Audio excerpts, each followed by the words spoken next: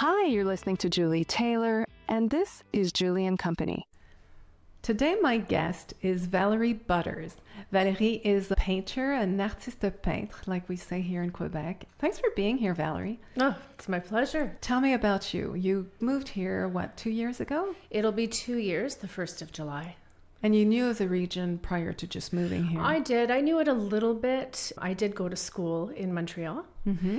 And in the summers, I would often take summer workshops out here, mostly in Magog with Jennifer Horniak and other artists. In the Magog area, some around Fitch Bay, and so the Eastern Townships became my little haven, my little summer haven. And when you say you were studying, you're not relating to elementary school. You were in your studies at Concordia, I think? No, I was at the Sadie Bronfman School of Fine Arts. Is that where you studied most of the time, or you were also studying on the East Coast? I was a bit of a vagabond in Europe and then decided to pursue art. And I came back home. My parents were in Ottawa. And I did 1 year at the Ottawa School of Fine Art, and I decided that, yes, this is my jam, but this might not be the right place. I decided that Montreal would be the right place for me. I did have some family in Montreal, and I was going to go to Concordia.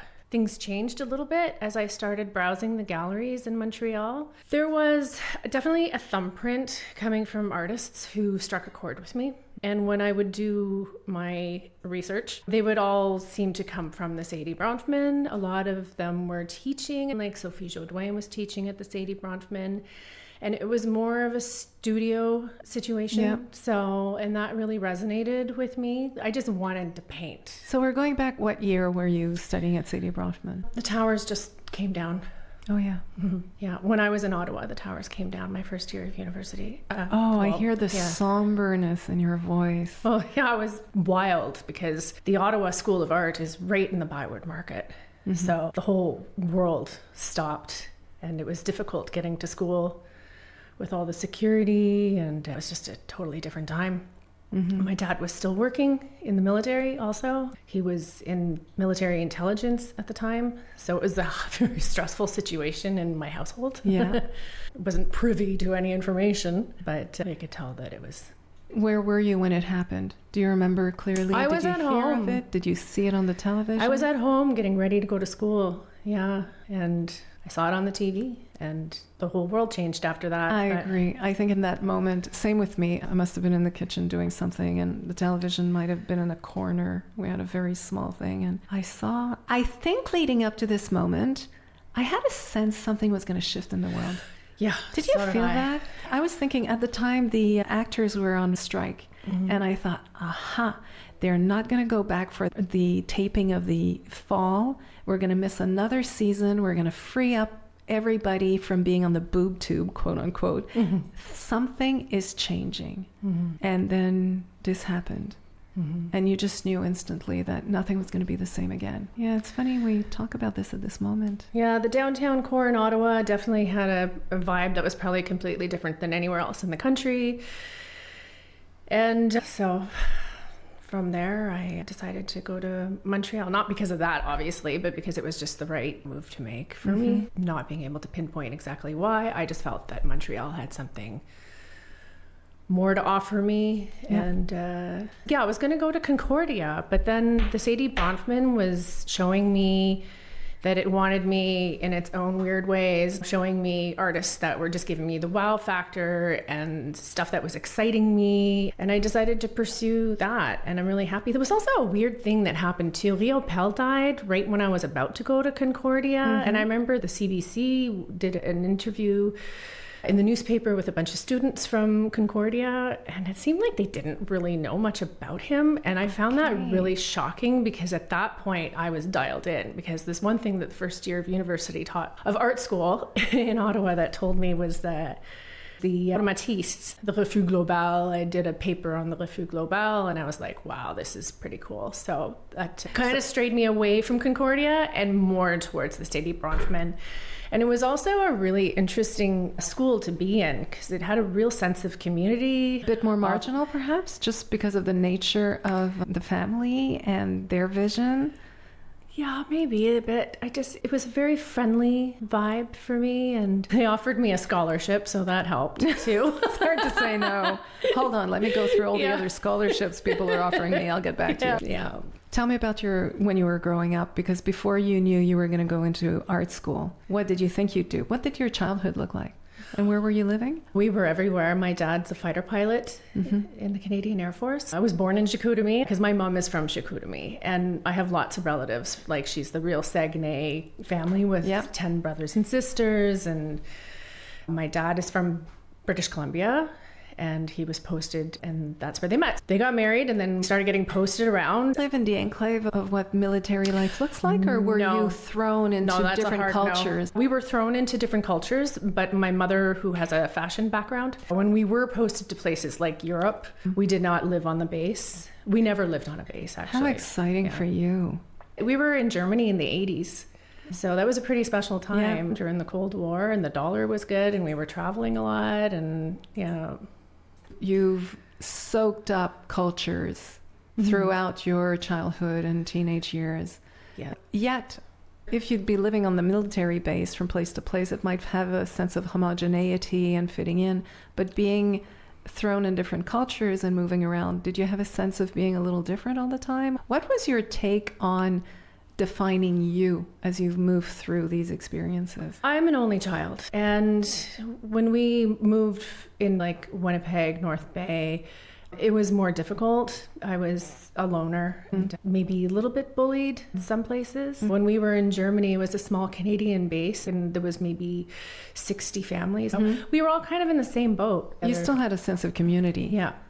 That's nice, because I was thinking if you're traveling with your mom, you have a sense of safety with her. It's a dual experience. This is all new, but I'm taking it in with somebody who's got my back and cares about me. And when we came back to Canada, I kept wanting to go How back. old were you when you came back? Would have been in grade 7. Okay, Sec 1. When I was about 19, I was in the military for a couple of years, and then I decided to start traveling. Vagabond. I flew to Ireland and I found a job and I stayed there until the weather really wore me down, and then I'm like, I'll go to Greece. And that lasted how long? Oh, that lasted a while. Working at the biggest youth hostel in the world. Interesting place where there was all Americans, Australians, Canadians, New Zealanders who all worked there. We were all the same age. We were all in the same boat. Isn't it fun, though? That sense that you're in a different community, but all of a sudden Anglophones from the Commonwealth show up and they're your instant best friends, aren't they? Actually, when I was living in Tokyo, there was that same sense. You're a gaijin in a sea of Japanese people, Japanese culture, and it's not oppressive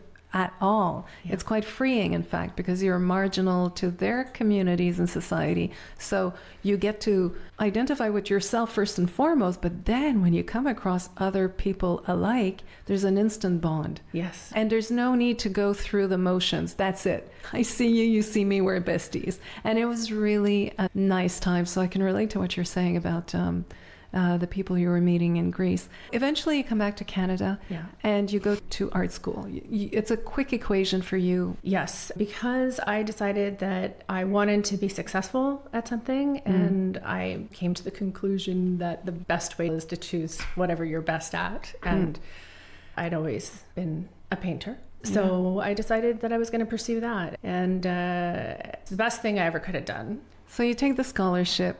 You start your education in Montreal, and anything magical happens then? Did you find your way? Did you find your style? Did you already know what you were going to do in terms of paintings? I think I'd always known that it was florals because it's always been an obsession within my family. I have a bit of a precarious nature. I'm not exactly somebody can draw within the lines. So it resonated with me, the artists and mentors and teachers who had more of an expressionistic side to them.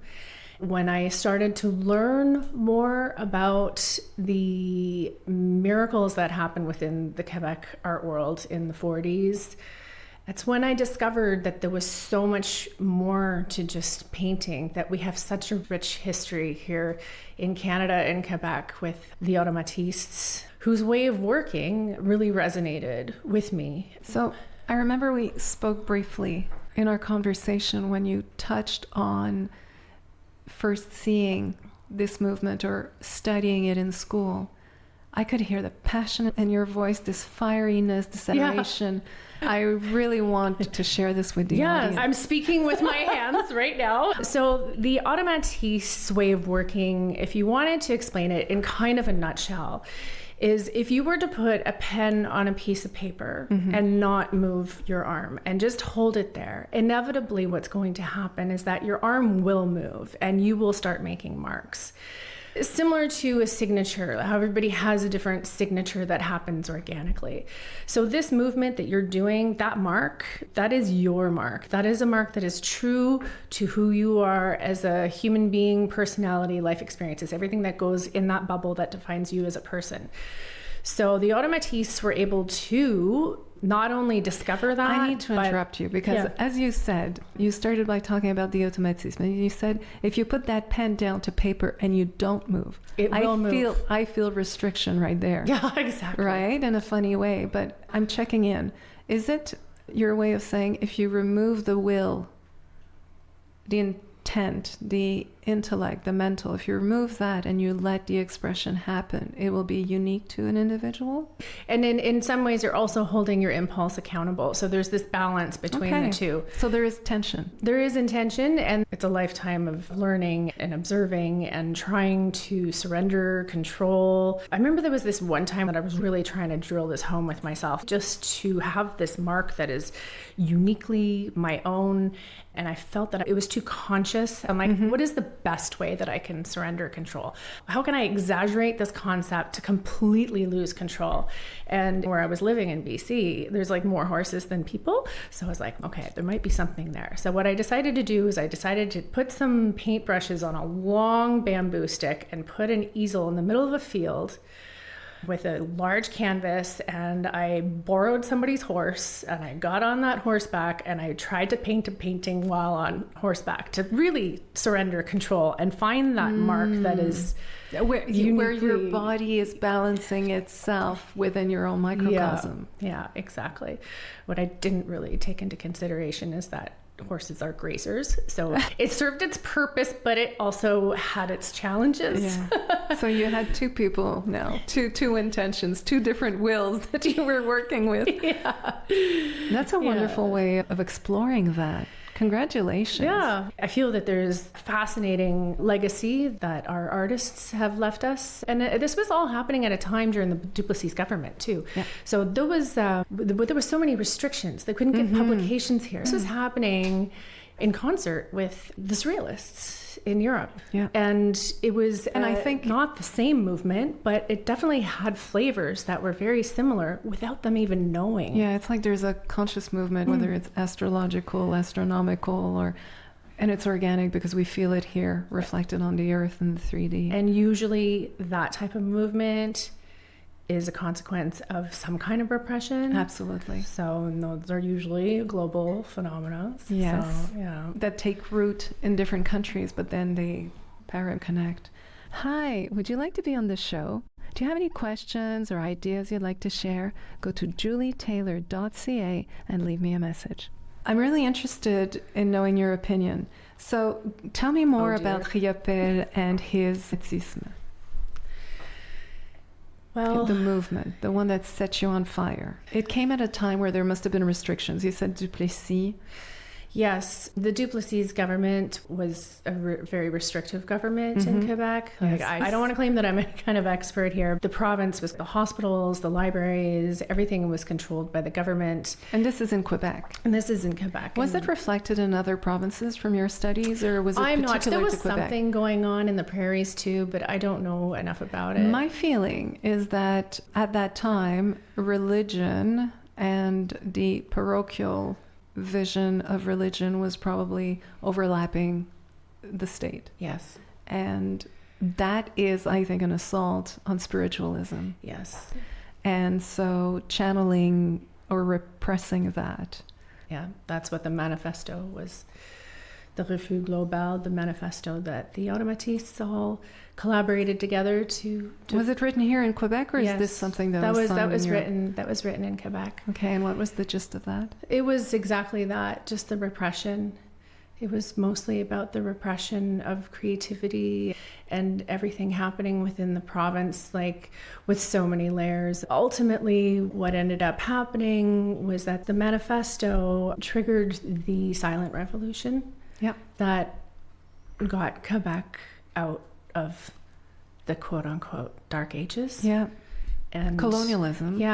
And so I really feel that there's so much to be attributed to these artists. I was at McGill and I was studying there. I did a little bit of art history, but there's not an art program. So I did my art program extracurricular in Salzburg in Austria. I took some elements there, but I remember just taking my more formal classes at McGill, how studying the French Revolution and what was going on in Europe at the time, I was thinking, artists, writers, they're on the cusp of the change that is coming because they're more into the people, emotionally, tangibly, they have a sense of things. They're inspired, but they also read the room.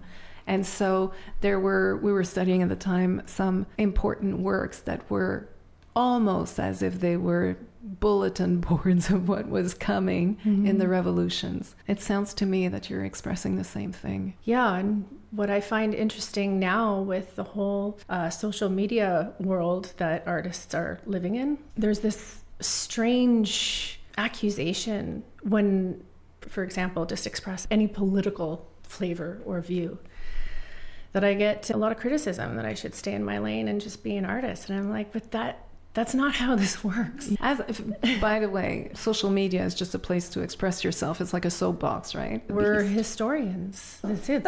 You feel things. It's really, It's going to be interesting to see what the future brings with everything that's happening right now. And so if we're looking at the art that you paint and how you're active here in Knowlton, what are the projects, and tell me more about the nature of your paintings.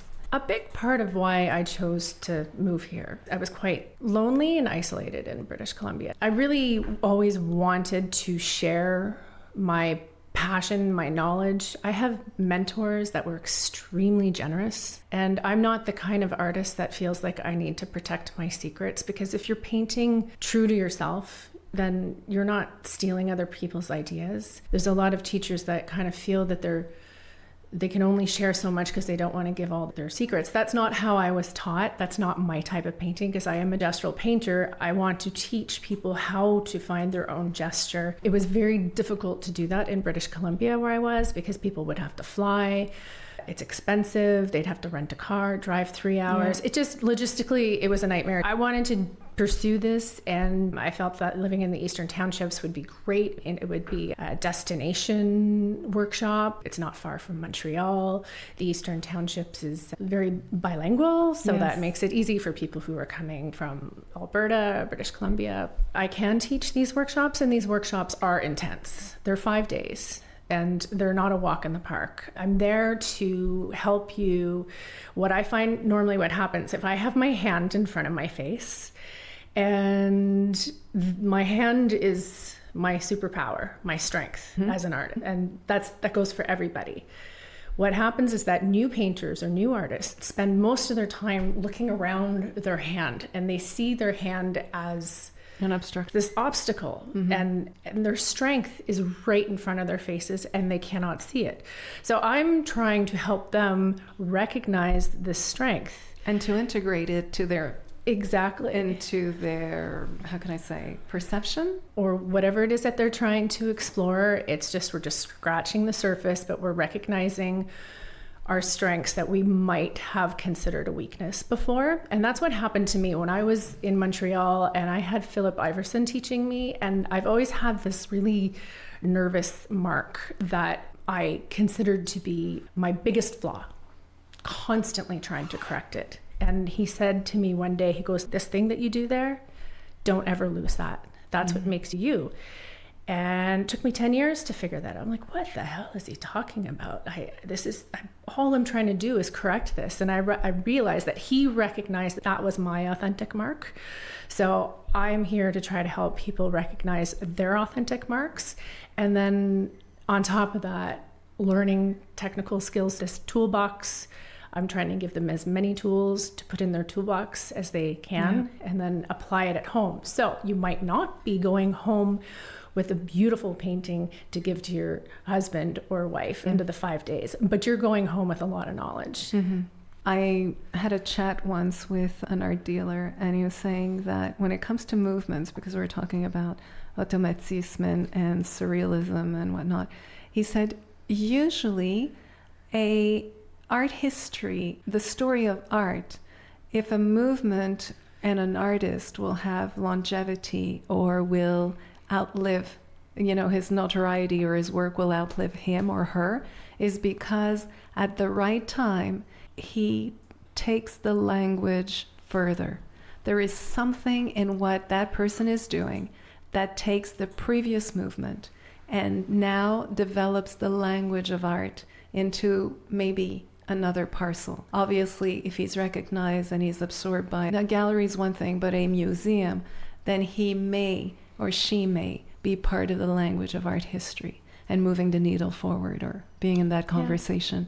And I thought that was a very clear way that I could make sense of what the art history language is and how people get to outlive their life and have an impact on the language itself. Yeah, and imagine taking this legacy that helped create the society that we have right now. Yeah.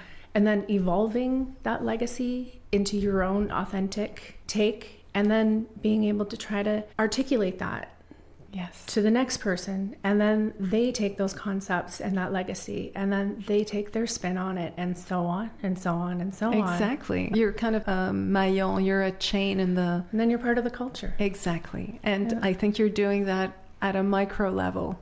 There's the art history language of the world, and at a micro level, you're asking all these artists to show up and to be part of the language of what you're incarnating. It is a language. Valerie, I'm so happy you came by. Of course, anytime. Thank you so much. Thank you. Okay.